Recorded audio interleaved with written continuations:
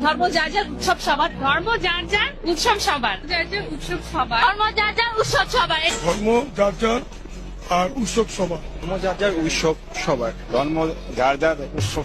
আজ পর্যন্ত কোনদিন মুসলমানদের উৎসব শবে বরাত একটা হিন্দু মসজিদে দেখার জন্য আসলো না। মুসলমানদের উৎসব শবে কদর একটা হিন্দু কোনদিন চাওয়ার জন্য আসলো না। মুসলমানদের উৎসব রমজান মাসের রোজা একটা হিন্দু কোনদিন তোমার সাথে সমাজ করার জন্য রাখলো না। একটা হিন্দু কোনদিন তোমার ঈদের নামাজে আসলো না।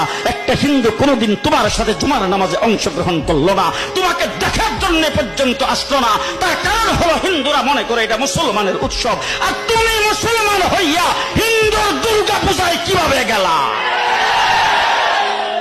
তোমার কি হয়ে গেল? তোমার কি লজ্জা শরম তুমি ধুয়ে ফেলে দিয়েছো? তোমার কি কোনো লজ্জা শরম নাই? লজ্জা শরম নাই?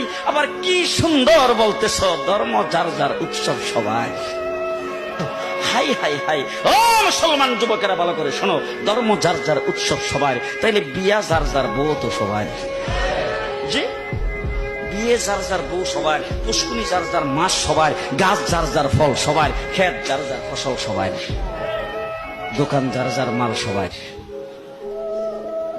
এখন ঘুমাইছে কি কথা বলেন না কেন? তাহলে আমার দোকানের মাল যদি আমার হয়, আমার ক্ষেতের ফসল যদি আমার হয়, আমার গাছের ফল যদি আমার হয়, আমার গাছের নারিকেল যদি আমার হয়, আমি বিয়ে করলে বউ যদি আমার হয়, মুসলমান আমার পুষ্কুনির মাছ যদি আমার হয়, তাইলে ধর্ম যার উৎসব তার।